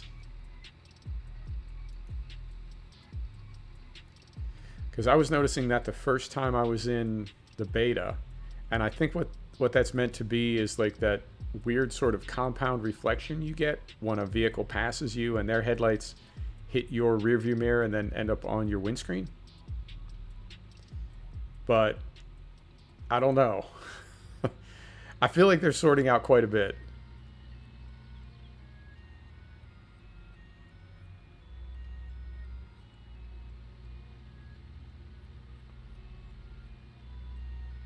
And I'm also, I mean, I don't want it to happen, but I do think it's inevitable that at some point SCS is going to push that engine too far. And I'm curious, I mean, I assume if they tested that in a closed beta and realized that they had, you know what I'm saying, overstepped their abilities, I suspect that they would just not release those features in the public beta. But with this lighting fix, I wonder if SCS has not like hit the limit of what Prism 3D is going to be capable of. I really feel like, and it's not just in gaming or coding, it's true across like reality, that the more complex a system becomes, the more likely it is to become unstable. So I do think at some point the engine's just not going to be able to support any more new stuff. Where they at? There they at. Okay. Well, we can probably pull this out here now, right? Because we got plenty of room. So we'll pull this out here and knock these last few areas out. We'll go 2 hours. It's we're about an hour and 50 minutes right now. So we'll go another 10 minutes, and then whether we're done with this field or not, we'll call it. Perfect. I mean, I thought we went straight, but we got this little scruffy row right here.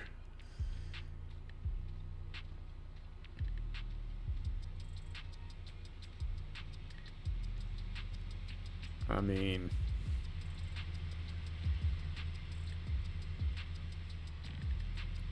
oh, okay. Okay. Now, is it that, I don't know what to call that effect. Is it the passing car effect, or is it something different? I'm in full supervisor mode right now, by the way. I'm just watching my guy work, doing nothing.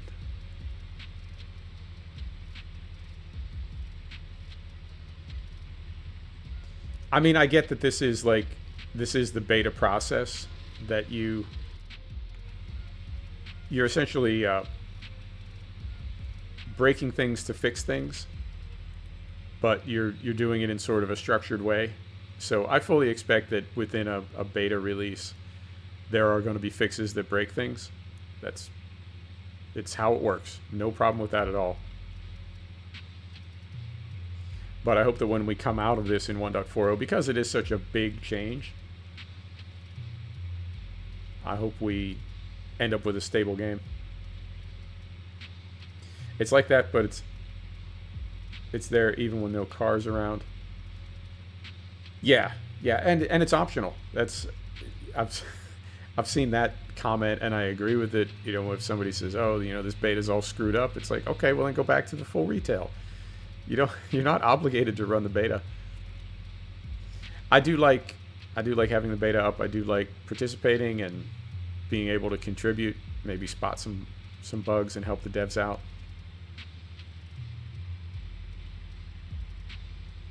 And are you running any mods? Because I know when I started I tried to bring in my 1.40 save game. Sorry, my 1.39 save game. I tried to bring it in with all the red marked mods disabled. And the lighting immediately was like obviously really, really broken. So I just deleted that profile. I deleted my 1.39 and started a clean 1.40 with nothing but skins. And I found multiple threads that said, yeah, this patch in particular, you really want to start with a clean profile. If there's anything influencing lighting at all in your save game, even if it's a mod that you tested once and then disabled and deleted, there may still be like some kind of fragment, some kind of legacy archive, whatever, left over in your save game, and it's going to screw up the lighting in 1.40. So I did start with a completely clean profile, and I figure that way any problems that I have, they really are related to the game, and there's no possibility that I corrupted my save game with mods.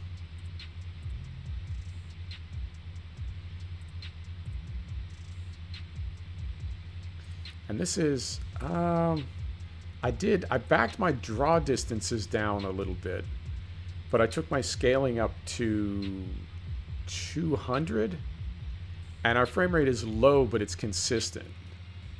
We're essentially at smooth 45 FPS everywhere. So no stuttering and no tearing, but we have not been anywhere near 60 FPS. But I think the game looks, well, obviously it looks better at 200% scaling than it does at 125. But I think this might be my sweet spot for graphics. I'm not on 60 FPS. I'd like to be, but a map this detailed, I'll take 45. You know, it's still plenty good. And that does remind me that I've had this new tower for 14 months, so it is definitely time to start planning the next one. And I think I am going to build the next one. I've had really good luck with the Omen PCs from HP. I don't know. I feel like I'm going to get a much better value. And I like the idea of building it myself. So I thought that would be another fun stream that we could do, is where essentially we just, instead of streaming a game, I'll stream a browser window. We'll head over to PC Parts Picker and find the parts to build me a PC. And then the next stream will be actually building it. And it'd be the first time I ever stream with a camera. No face cam, but if I mount a camera overhead looking down on my workstation, then I would actually build the PC in the stream. Game looks great. Haven't noticed any drops. Beautiful. That is what we're after. And yep, bitrate is solid. No drop frames. I just looked over at my my stream health monitor.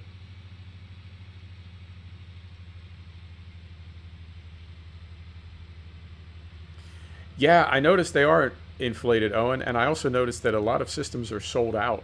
When I did look at pre-made systems, I would say easily 3/4 of them, and this is HP Omen, easily 3/4 of them say sold out. And I feel like Nvidia and other graphics card company makers have been able to get caught up now. For a while, it was really hard to get graphics cards. So many people were buying them for Bitcoin mining. but I feel like they were able to bump production up and get out in front of that. The only thing is then there was a pandemic, and that's messed everything up. So yeah, you're right. I did notice a ton of systems were sold out. Unless you want to go with like an i9 10900 and a 3090, RTX 3090. Those are available for like $8,000. I will at some point, Fried. I don't know. I'm really stubborn. I got pride problems. And there's part of me that wants to grow the channel on my own terms. And I know I could... I mean, the formula to... I'm not saying that I'm going to have like 1 million subs in a month, but the formula to grow your channel it's pretty clear. And all I would need to do is be someone other than myself. So those are the two extremes. You know, one extreme is where I do it 100% my way, even though I know it doesn't work. And the other extreme is where I do whatever it takes to grow the channel as quickly as possible and feel terrible about it. And somewhere in between those two, I think, is where we're going to end up. So I will do, of course I'll do a face reveal. You got to do a face reveal if you're a streamer. So I will do a face reveal at some point, and then after I do the face reveal, we will have the little corner camera.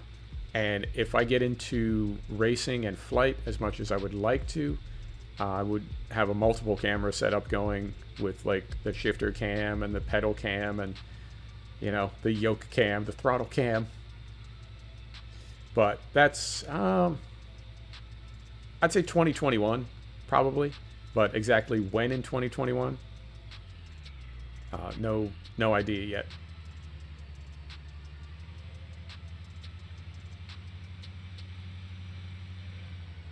And I think, let's just, I think it'll fit in the trailer. Let's just go ahead and do this last little bit here. A little FS19 here.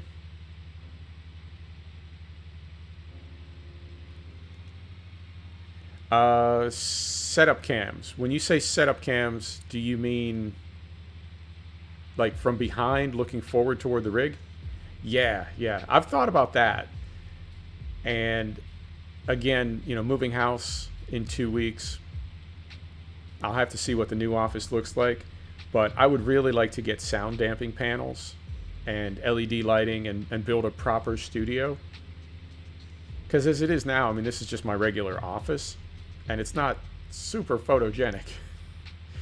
So I think if I could build a proper studio and have good lighting, I would definitely be, even before we do a face cam, I would definitely be into having the sort of the camera behind the rig looking over my shoulder. So when we're racing, you can see everything that I'm doing, or when we're flying, you can see everything that I'm doing. But I think, well, I'd like to have a studio that's set up properly that sort of lends itself to that, but I think I'd also want my rig to be a sexy rig that I could be proud of. I like my rig now, but I've got a lot of consumer stuff. I think I would want to upgrade to more like prosumer stuff, you know, get the Fanatic set up and get the Virpil set up for flight rig.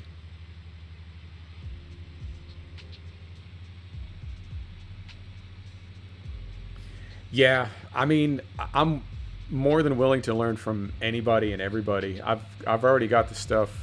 There's a company in the US that makes kits, and it's mostly just based on the square footage of your space. But I've got the sound damping all picked out. I've got the lighting picked out. I know exactly what I want everything to look like. It's just spending $10,000. That's the part I don't like.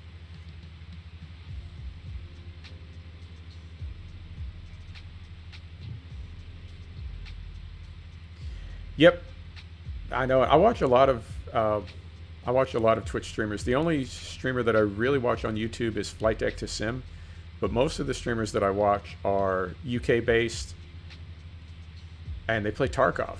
That's like when I'm working. That's what I put on in the background. I find it to be very relaxing, somehow, despite all the chaos. But yep, all the things that they can sort of keep going in the stream. And from one perspective, you're sort of buying people's participation, but it's like, yeah, you know, and being in marketing, that's one of those things that I've been telling people to do it for years. And now when it applies to me, I'm like, oh no, I want this to be 100% legit. You know, if anybody's here, I want them to be here for me, not because we're doing a giveaway. But giveaways, sales, quizzes, you know, it really does. It brings people in and people have a good time. So I don't want to get so hung up on my pride that I don't know. I make the channel grow slower than it could, just really for no reason, just silly pride. So yeah, I'm excited to do some of that stuff that you can do on Twitch, and I think it'll be a lot of fun. I particularly like quizzes because you're not, you know what I mean? You're not buying stuff like you do with drops or giveaways.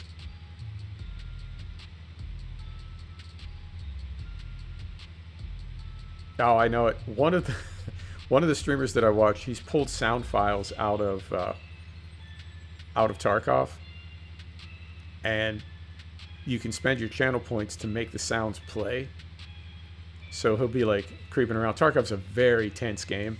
He'll be creeping around like a creeper, and somebody will use their points to pay for the sound of somebody dropping a grenade, and you just watch him like come up out of his seat because he thinks he's being naded and he's about to die. So stuff like that I think is a ton of fun. And I'm not too much into like fail videos, but I do like the idea of the chat gets to pick what happens next using points or something. So if you want to do, I don't know, if we do get racing going in the channel and somebody wants to spend their points to say you have to drive Snetterton in fog and rain at night. Well, all right. You know, you spent the points. I guess I have to do that now. So just make things a little bit more like participatory, you know, where you all get to sort of control what happens, where the stream goes.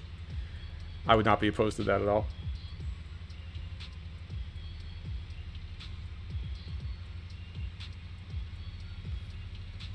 Yeah, I've seen some really, really small streamers on Twitch that have affiliate.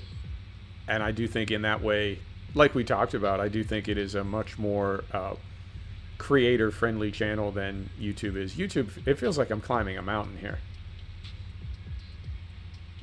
You know, somebody told me, when we were streaming the truck the other day, somebody told me, hey, did you know you've posted 1,000 videos? And I didn't. I knew I was close, but I didn't have an exact count. And that stream took us to 1,001. And I think I've posted 1,000 videos. And I have 960 subs. YouTube really does, they make you work for it. And I think in some ways, it's just blind luck. It doesn't matter how hard you work on YouTube. I mean, you can't do things wrong, but it doesn't matter how many things you do right. It's just luck. So Twitch is very appealing. Oh, that's what I was saying a little while ago. I'm always like talking smack on YouTube, but I know they can scan these videos super, super quickly. Like when I posted I posted a Dirt Rally video that had a Puccini aria in it, and I got the copyright notification about 10 seconds after I posted it, so they scan very, very quickly. And I think if there is a text file that is associated with this video based on the scan that it does for voice to text, I talk bad about YouTube a lot. And as I don't know, efficient as the algorithm is, I'm always thing where he's playing a game and someone can make his controls go backwards. Yeah, I'm actually looking forward to stuff like that. I think that would be a lot of fun. And yeah, more audience participation. And I don't just want to feel like I'm paying for views, you know. And I think sometimes contests and giveaways and that sort of thing, it can feel like you're just paying people to be there. So I mean, I want to do that too, but I don't just want to do that.